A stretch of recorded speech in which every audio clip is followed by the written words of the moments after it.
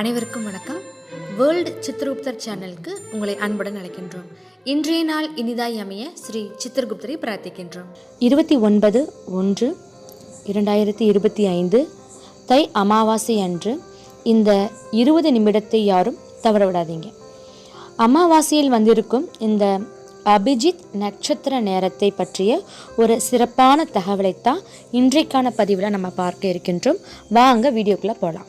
தை மாத அபிஜித் நட்சத்திர நேரம் ஜனவரி 29ஆம் தேதி புதன்கிழமை காலை 8:08 மணியிலிருந்து 8:32 மணி வரைக்கும் இருக்கு. இந்த நேரத்தில் பூஜை அறையில் விளக்கு ஏற்றி கிருஷ்ண பரமாத்மாவை மனதார நினைத்து உங்களுடைய பிரார்த்தனையை இந்த பிரபஞ்சத்திடம் நம்ம சொல்லணும். முதல் முறை அபிஜித் நட்சத்திர நேரத்தில் என்ன பிரார்த்தனையை செய்கிறீர்கள், அந்த பிரார்த்தனை நிறைவடையும் வரை அடுத்தடுத்த மாதம் வரக்கூடிய அபிஜித் நட்சத்திர நேரத்திலும் ஒரே பிரார்த்தனையாகத்தான் வைக்க வேண்டும். மாற்றி மாற்றி நம்ம அந்த பிரார்த்தனையை நம்ம செய்யும்போது வேண்டுதலுக்கான அந்த பலனும் கூடிய விரைவில் உங்களுக்கு கிடைப்பது சாத்தியமாகாது. பூஜை அறையில ஏற்றி வைத்திருக்கக்கூடிய அந்த விளக்கிற்கு முன்பு உங்களுடைய வேண்டுதலை நீங்க வைக்கலாம். நல்ல வேலை கிடைக்கணும், எந்த ஒரு நோய் நொடிகளும் வராமல் இருக்கணும், தீராத ஏதாவது நோய் நொடிகள் இருந்தாலும் அது பரிபூர்ணமாக குணமாகணும், கடன் தீர, இப்படி என்ன வேண்டுதல்களை வைத்தாலும் சரிதான்.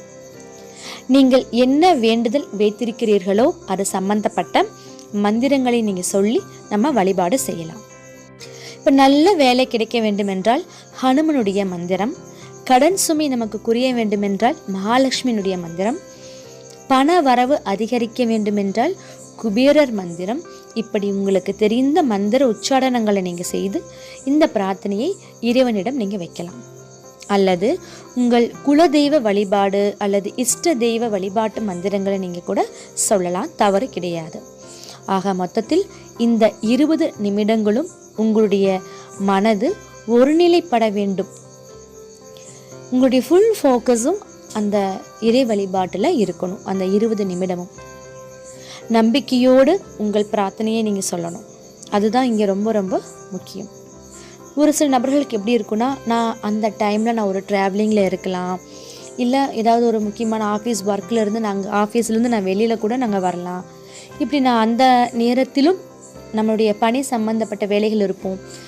அப்படிங்கிற பட்சத்தில் நீங்கள் மானசீகமாக உங்களுடைய குலதெய்வமோ அல்லது இஷ்ட தெய்வங்களையோ இல்லை நான் மேற்குறிப்பிட்டு இருக்கக்கூடிய அந்த இறைவனுடைய மந்திரத்தை நீங்கள் உச்சாடனம் பண்ணும்போது அதற்கான பலன் கண்டிப்பாக குறையாது. என்னால் தீபம் அந்த டைமில் நான் பற்ற வச்சு நான் வழிபாடு செய்ய முடியாதுன்னு நினைக்கிறவங்க மானசீகமாக மனதில் நீங்கள் அந்த நாமாவை நீங்கள் சொல்லிக்கொண்டு இருந்தாலும் அது ஒரு நல்ல பலனை உங்களுக்கு கொடுக்கும். நம்பிக்கை நம்பிக்கை நம்பிக்கை நம்பிக்கை இல்லாமல் நம்ம என்ன செய்தாலும் அது நிச்சயமாக பலன் தராது. நம்பிக்கையோடு இந்த அபிஜித் நட்சத்திர நேரத்தை பயன்படுத்துங்க, நிச்சயமாக உங்களுக்கு நல்லதே நடக்கும். அமாவாசை திதியோட சேர்ந்து வந்திருப்பதால் இந்த நேரத்தில் குலதெய்வத்திற்குனுடைய நீங்கள் என்ன பண்ணலாம், நன்றிகள் சொல்லலாம். முன்னோர்களுக்கும் நீங்கள் நன்றி சொல்லலாம்.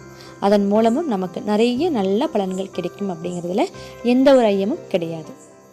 மீண்டும் அடுத்த ஒரு பதிவில் சந்திப்போம். நன்றி, வணக்கம். வாழ்க வளமுடன். நல்லதே நடக்கட்டும்.